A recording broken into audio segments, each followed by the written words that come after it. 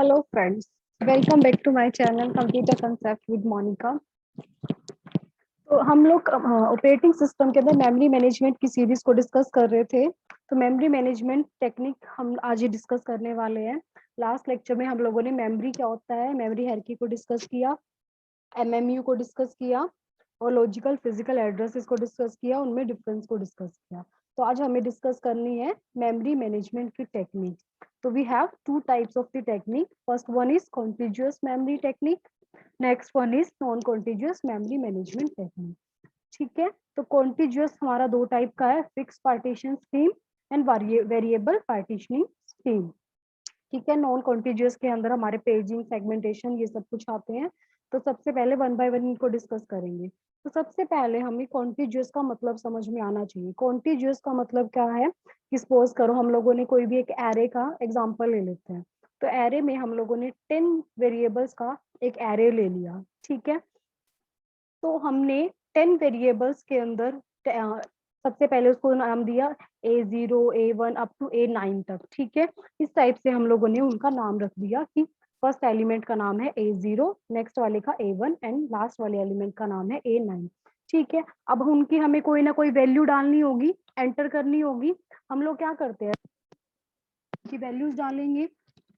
ठीक है, तो कॉन्टिग्युअस का मतलब क्या है कि हमें अब इतनी बात समझ में आई। हमें एरे का एग्जांपल हमें पता है कि जो हमारा सेकंड एलिमेंट है वो फर्स्ट के बाद ही आएगा। सेकंड एलिमेंट को हम लोग फर्स्ट एलिमेंट से पहले स्टोर नहीं करवा सकते। तो this is the meaning of the continuous, मतलब एक कंटिन्यूअस सीरीज के अंदर सारे एलिमेंट्स आएंगे एरे के। ठीक है, तो जब भी हमें प्रोसेस को रन करना होगा तो हमें सारा का सारा प्रोसेस, जितना भी मतलब एरे का साइज लिया हम लोगों ने, जितने भी एलिमेंट्स है उन सबको एक ही टाइम पे मेमोरी के अंदर लोड करवाना पड़ेगा, मेन मेमोरी के अंदर लोड करवाना पड़ेगा। ठीक है, हम लोग ऐसे नहीं कर सकते कि हाफ पार्ट तो प्रोग्राम का या प्रोसेस का कि हम लोग सेकेंडरी मेमोरी में रख ले और हाफ पार्ट हम लोग मेन मेमोरी में रख ले। तो हम ऐसा नहीं कर सकते। अगर हमें किसी प्री प्रोसेस को कंटिन्यूअस मेमोरी के अंदर अगर स्टोर करवाना है तो हम क्या फॉलो करेंगे, सारे का सारा प्रोसेस को कंप्लीटली मेमोरी के अंदर लोड करवाएंगे। ठीक है, तो कंटिन्यूअस टेक्निक हमारा मतलब समझ में आ गया। तो कंटिन्यूअस का को हमने दो टाइप में डिवाइड किया हुआ है, फिक्स पार्टीशनिंग या static partitioning. Next one is variable और डायनामिक पार्टीशनिंग। तो सबसे पहले हम लोग आज फिक्स्ड को डिस्कस करते हैं कि फिक्स्ड पार्टीशनिंग के अंदर क्या होता है। तो फिक्स पार्टीशनिंग के अंदर क्या है कि हम अपनी मेमोरी को, मेमोरी मतलब यहाँ पर सेकेंडरी मेमोरी की बात नहीं कर रहे, मेन मेमोरी की बात कर रहे हैं। ठीक है, तो मेन मेमोरी को हम लोग कुछ फिक्स्ड साइज के ब्लॉक में डिवाइड कर देते हैं। ठीक है, हमने क्या किया, हमारे पास मेन मेमोरी है, मेन मेमोरी को हमने कुछ फिक्स साइज ब्लॉक में डिवाइड कर दिया। तो जब सबसे ऑपरेटिंग सिस्टम को हम लोग एक अलग पार्टीशन में स्टोर करके रखते हैं मेन मेमोरी के। ठीक है, तो ऑपरेटिंग सिस्टम हमेशा फिक्स्ड होता है, फर्स्ट पार्टीशन में ही रिजाइड करेगा, बाकी सारे पार्टीशन के अंदर हम लोग यूजर के प्रोसेसेस को मतलब प्रोसेसेस को स्टोर करवा सकते हैं। ठीक है, मेमोरी जैसे ही अलोकेट करेंगे हम लोग प्रोसेसेस को, वो कॉन्टिग्युअस वे में करेंगे। और फिक्स पार्टीशनिंग का मतलब क्या है कि दो पार्टीशंस कभी भी ओवरलैप नहीं करेंगे।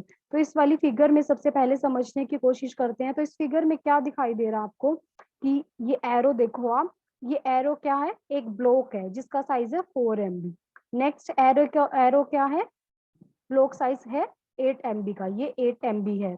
ठीक है, नेक्स्ट क्या है 8 MB, नेक्स्ट क्या है 16 MB। ठीक है, अब मान लो हमारे पास कोई भी प्रोसेस P1 है, वो P1 सिर्फ 1 MB का है। ठीक है, वो सबसे पहले आया है P1 प्रोसेस, तो हमने उसको फर्स्ट ब्लॉक दे दिया। ऐसा नहीं करेंगे कि P2 को, अगर P2 सेकंड टाइम पे आया तो उसको हम लोग फर्स्ट ब्लॉक दे देंगे, कभी भी ऐसा नहीं करेंगे।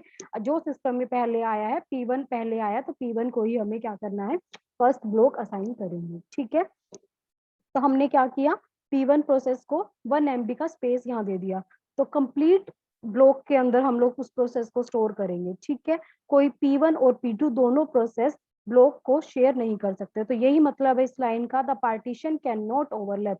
ये दो पार्टीशंस जो ये लाइन लगी हुई है हमारी, ये वाली, इस लाइन को हम लोग कभी भी ओवरलैप नहीं कर सकते। ठीक है, कितना, अगर देखो ये 1 MB का स्पेस ले रहा है P1, 3 MB का ये वेस्ट कर रहा है स्पेस। ठीक है, क्योंकि उसका साइज ही 1 MB है, तो 3 MB यहाँ पर क्या हो रहा है, वेस्ट हो रहा है। ठीक है, बट वेस्ट होगा लेकिन ओवरलैप नहीं करेंगे, कोई अनदर प्रोसेस आकर स्पेस में रिजाइड नहीं कर सकता, अपना काम नहीं कर सकता। तो अगर ये वेस्ट हो रहा है तो ये वेस्ट होगा। ठीक है, तो इसको हम लोग बोलते हैं इंटरनल फ्रेगमेंटेशन। इंटरनल फ्रेगमेंटेशन का मतलब क्या है, एक ब्लॉक के अंदर जो प्रोसेस आ चुका है उसके बाद भी अगर कुछ स्पेस बचता है, that is the internal fragmentation. ठीक है, अब नेक्स्ट प्रोसेस है 8 MB का ब्लॉक है हमारे पास, उसने प्रोसेस का साइज 7 MB, तो कितना वेस्ट हो रहा है यहाँ पर, 1 MB वेस्ट हो रहा है। अब नेक्स्ट ब्लॉक 8 MB का है, again process size is 7 MB, तो 1 MB is also goes to internal fragmentation. तो नेक्स्ट क्या है, 16 MB का ब्लॉक है और 14 MB का प्रोसेस है, तो 2 MB is also wasting here, that is the internal fragmentation. हमने क्या किया, यहाँ पर फिक्स्ड साइज के ब्लॉक लिए हुए हैं कि पहले से ही हम लोगों ने 4 MB, 8 MB या 5 MB या 10 MB, इतने MBs के मतलब हम लोग क्या करेंगे, ब्लॉक क्रिएट कर लेंगे अपनी मर्जी से। ठीक है, तो इसके there are various cons of using this technique. तो नेक्स्ट इसमें ये था, the process must be continuously, हमेशा क्या है कि प्रोसेसेस हमेशा कॉन्टिन्यूसली मैनर में स्टोर होंगे, मतलब एरे का फर्स्ट एलिमेंट यहाँ स्टोर कर दिया, सेकंड एलिमेंट यहाँ, थर्ड एलिमेंट यहाँ, फोर्थ एलिमेंट यहाँ। अब इसकी लिमिटेशन डिस्कस कर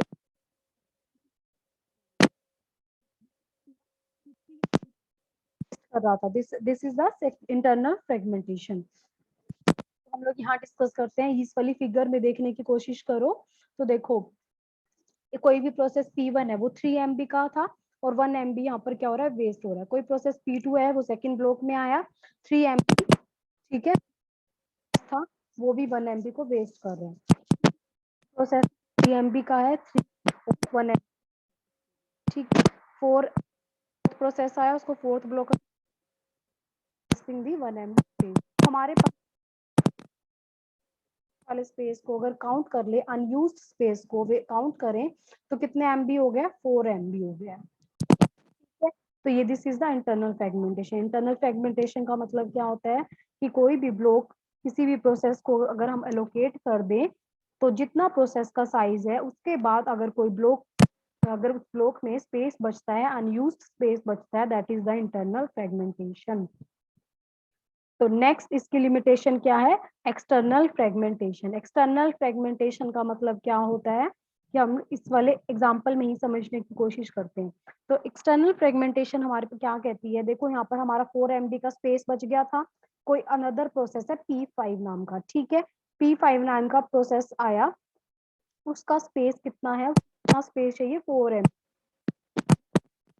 यहाँ पर स्पेस तो अवेलेबल है ना 4 MB, बट हम उसको एलोकेट नहीं कर सकते क्योंकि P5 P4 के बाद आया है। तो जब भी अगर कोई नया प्रोसेस आएगा तो उसको नीचे स्पेस देंगे, ऊपर इन ब्लॉक्स में स्पेस नहीं दे सकते, क्योंकि we are following the concept of continuous memory, तो हमें कंटिन्यूअस मैनर में स्टोर करना है इसको। ठीक है, तो हमारे पास स्पेस होते हुए भी उस प्रोसेस का साइज अगर उसके इक्वल है, स्पेस के इक्वल है, अनयूज्ड स्पेस के इक्वल है, तब भी अगर हम उसको रिजाइड ना करवा सके, मेन मेमोरी के अंदर स्पेस ना दे सके, उसको रन ना करवा सके, तो this is the case of external fragmentation. Internal fragmentation मतलब विद इन द ब्लॉक बात करता है, और एक्सटर्नल फ्रेगमेंटेशन पूरे सारे ब्लॉक्स को इक्वली बात करते हैं। ठीक है, सारे ब्लॉक्स में से हम लोगों ने स्पेस को काउंट कर लिया, उसको मैच करके भी हम लोग उसको एलोकेट नहीं कर सकते। तो एक्सटर्नल फ्रेगमेंटेशन मतलब ही इतना है कि हमारे पास अनयूज्ड स्पेस बचा हुआ है, बट स्टिल हम किसी प्रोसेस को वो एलोकेट नहीं कर सकते, because we are following the concept of continuous memory. तो नेक्स्ट क्या थी लिमिटेशन की, limitation on the size of, तो मैंने आपको स्टार्टिंग में बताया था कि ये फिक्स्ड ब्लॉक पहले से ही डिजाइंड होते हैं मेन मेमोरी के अंदर।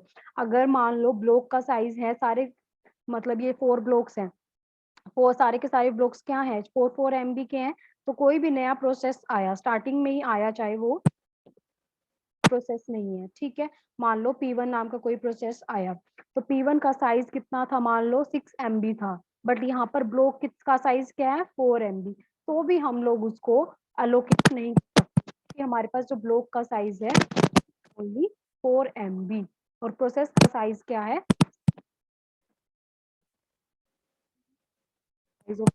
अगर प्रोसेस का साइज ब्लॉक के साइज से क्या है, बड़ा है, तो भी हम लोग उसको करवा सकेंगे।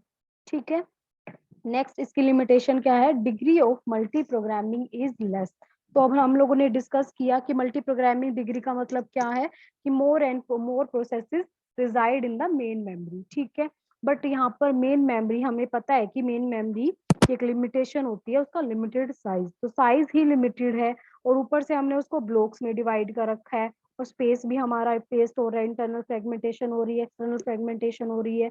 तो इस केस में degree of multi programming grow कैसे कर सकती है, कि मल्टीपल प्रोसेसेस कैसे रन हो सकते हैं एक टाइम पे, तो नहीं हो सकते।